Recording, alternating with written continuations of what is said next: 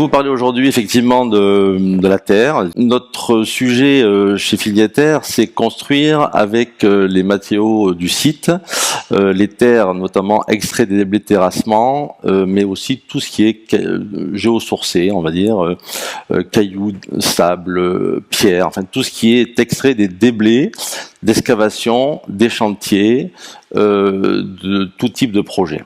Notre image concept à l'écran présente effectivement cette boucle circulaire vertueuse qui nous permet de le faire. C'est effectivement le sujet en fait répond à une problématique que tout le monde connaît aujourd'hui, c'est-à-dire que le bâtiment moderne depuis quelques décennies, on va dire, impacte énormément l'environnement sur plusieurs sujets. Évidemment, le sujet des ressources naturelles, le sujet des émissions de CO2 et autres gaz à effet de serre, et également sur les déchets. Donc il y a plusieurs problématiques du bâtiment moderne qui a été source de notre idée il y a très longtemps. Aujourd'hui, le contexte se contraint. Dieu merci, enfin c'est très bien, enfin ça peut être très gênant en fait pour les professionnels que nous sommes, mais il faut l'admettre et il faut faire face et donc trouver des solutions. On va dire qu'il y a à la fois l'action sur les ressources, donc sur les trois sujets que j'ai évoqués tout à l'heure et sur lesquels notre solution répond. Notre inspiration effectivement est venue du bâti ancien, qui a toujours, finalement, les anciens bâtisseurs ont toujours construit avec les matériaux du site. Ça a été une logique implacable qui a été démontrée au cours des siècles. Vous avez ici à l'écran des exemples de bâtiments que vous connaissez certainement pour certains, d'autres plus rares. Et tous ont utilisé en fait la terre, les géosourcés, pour être bâti, et ça a apporté effectivement des preuves indéniables. Je présente rapidement quelques techniques un peu, on va dire, à la fois traditionnelles et un peu plus modernes, des techniques de terre, en fait, de maçonnerie de terre, ce qui permet de dire qu'en fait ces matériaux ont permis de construire les bâtiments que vous avez vus précédemment. On arrive à notre solution, effectivement. Pourquoi ? Nous avons effectivement été inspirés beaucoup par cette idée d'utiliser des matériaux locaux.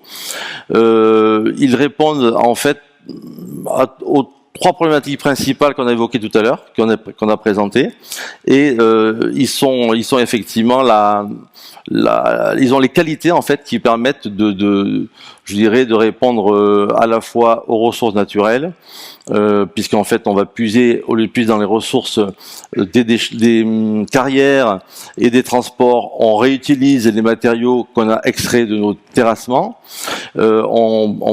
Les matériaux sont aussi beaucoup plus bas carbone, forcément on a des gains sur l'impact carbone, et bien sûr on répond au troisième problème, les déchets, puisqu'on n'émet plus de déchets ou beaucoup moins de déchets. Dans une démarche vertueuse totale, on permet même parfois d'utiliser la totalité des terrassements. Les géosourcés, c'est intéressant parce qu'ils sont effectivement, on va dire presque innombrables, en fait, inépuisables, contrairement à d'autres matériaux qui sont aussi, disons, vertueux, mais qui sont moins nombreux en quantité. Donc c'est une vraie solution d'avenir. Nous le faisons, en fait, nous le voyons selon deux modèles. Un modèle sur chantier, ce qu'on appelle le modèle zéro évacuation, ou un modèle sur recyclage, sur la plateforme de recyclage pour produire des matériaux quand on ne peut pas le faire sur le chantier. Les avantages sont nombreux des matériaux. J'avais un petit peu dit, mais en plus des principaux avantages cités tout à l'heure, on peut parler du confort de ces matériaux, de l'inertie thermique, du déphasage, de la possibilité de moins isoler, selon le cas bien sûr. Bref, ils ont en plus d'avoir des qualités environnementales indéniables, des qualités d'habitabilité et de confort, et au niveau énergétique également. Rapidement, l'entreprise, donc on est une entreprise ancienne, fondée en 87, donc il y a 35 ans. On n'a pas tout de suite travaillé sur le sujet, on a été d'abord créé dans le domaine de l'immobilier opérationnel, et ensuite on a évolué par ma propre expérience, on va dire, de géologue reconverti à l'immobilier, à faire de l'éco-construction terre et pierre depuis 25 ans. Ça fait depuis les années 97 qu'on fait des projets. Aujourd'hui, on a bien sûr évolué. On est devenu fabricant de matériaux avec des équipements, des machines. On a bien sûr beaucoup travaillé sur le sujet technique. Tout à l'heure, on parlait de recherche. On a fait 25 ans de R&D sur la Terre. On a beaucoup, on va dire, avancé. Rapidement, je présente deux réalisations anciennes. Après, on parlera d'une plus récente, où là, sur ces projets-là, nous avons utilisé l'intégralité des ressources. Donc, on a été vraiment sur des modèles zéro évacuation. On a construit la totalité de ces projets-là, donc une grève de village près de Grasse et des maisons contemporaines à Nice. On a utilisé 1000 mètres cubes, la totalité des déblais, à quelque chose près. Il y a toujours un petit pourcentage qu'on n'utilise pas, mais on va dire que ça a été exemplaire en termes d'utilisation, sachant que nous étions en zone sismique, donc zone 4, 3 et 4 dans les cas. Nous avons pu construire sans aucun béton armé. Donc c'était il y a longtemps, il y a 20 ans, il y a 10 ans pour ces deux projets. J'ai mis justement des projets un petit peu éloignés. Aujourd'hui, donc, je vais vous parler du projet Macroterre. C'est ce fameux projet qui a été lauréat de l'ADEME en 2020 dans un appel à projet qui s'appelait Réduction, recyclage et valorisation des déchets du bâtiment. Donc, je remercie l'ADEME effectivement pour cette sélection parce qu'elle nous a vraiment boosté. Elle nous a imposé de gagner du temps, d'aller plus vite depuis 2020, effectivement. Et ce projet se terminera en 2024, début 25. Le projet en fait concerne le développement de machines et d'équipements qui permet d'industrialiser, entre guillemets, plutôt de mécaniser, parce que le problème de la terre, en chantier, c'est son important, ses importantes quantités et volumes. Donc ça, c'est important. C'est un sujet très important. Le développement de notre centre technique, on a fait beaucoup de R&D et beaucoup de recherches avec des laboratoires partenaires, mais là aujourd'hui, on crée un vrai centre technique interne qui nous permet de faire disons d'être plus proche en fait de nos résultats par rapport au chantier, ce qui est un avantage important et qui parfois dans les labos recherche on est un peu plus éloigné de la réalité des chantiers. Les deux outils en fait sont mis à disposition de bâtiments démonstrateurs dont vous allez voir rapidement quelques images du premier bâtiment démonstrateur qui a été réalisé aujourd'hui. C'est une maison de santé dans les Bouches-du-Rhône qu'on a réalisé donc on a créé un prototype machine que vous avez vu tout à l'heure en photo, en fait aidé par notre centre technique sur le plan des matériaux de caractérisation et d'études techniques, parce qu'on est aussi à Charleval en zone sismique 4, et on a donc obtenu une ATEX du CSTB, appréciation technique d'expérimentation, pour ceux qui ne connaissent pas, pour ce projet.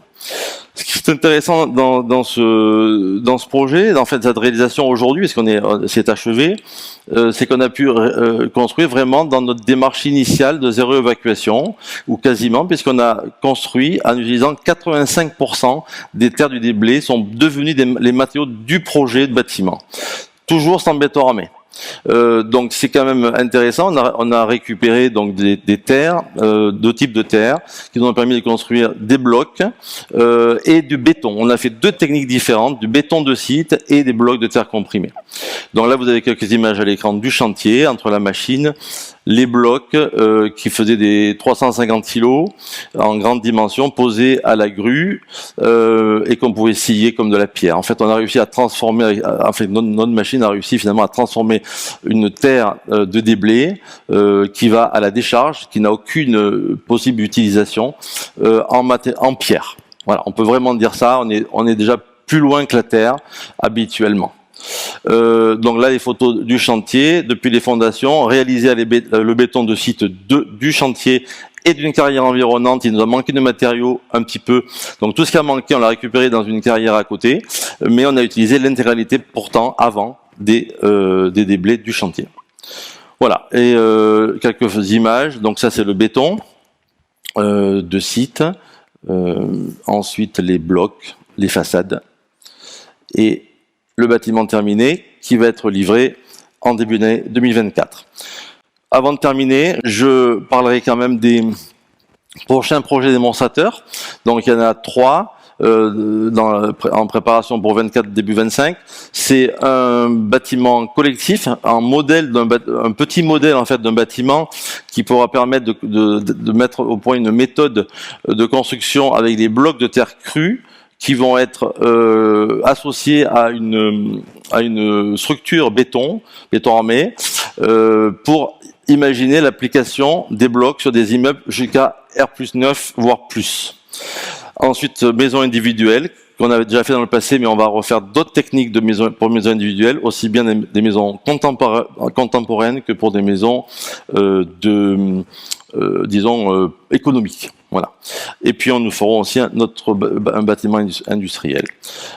Pour finir, dernièrement, effectivement, on fait aussi des aménagements. Notre projet prévoit de faire des matériaux d'aménagement. Il n'y a pas que les bâtiments qui consomment des matériaux impactants, il y a aussi tout le TP en général. On va s'attaquer donc aux murs de soutènement. On a déjà fait du soutènement dans des projets anciens. On va en refaire avec des gros blocs, comme des gros Lego de construction qui vont être recyclés les matériaux du site directement sur le site. Et enfin, on met au point donc une filière de production de matériaux par des usines mobiles. Donc nos machines, là vous avez l'image à l'écran de l'évolution en fait du prototype que vous avez vu tout à l'heure en photo, qui est cette machine qui est en cours de fabrication et que nous aurons livré en février 2024 pour permettre d'avoir une application de notre production sur les chantiers ou sur les plateformes de recyclage. Les mêmes machines vont pouvoir aller à la fois sur les chantiers quand c'est possible, mais aussi d'être sur des décharges quand on ne peut pas faire mieux et qu'on reçoit donc des terres extérieures. Voilà, puis après on a des bâtiments bien sûr en projet dans la suite du projet. Voilà, j'en ai terminé. Je remercie l'ADEME pour son accueil et surtout pour son soutien.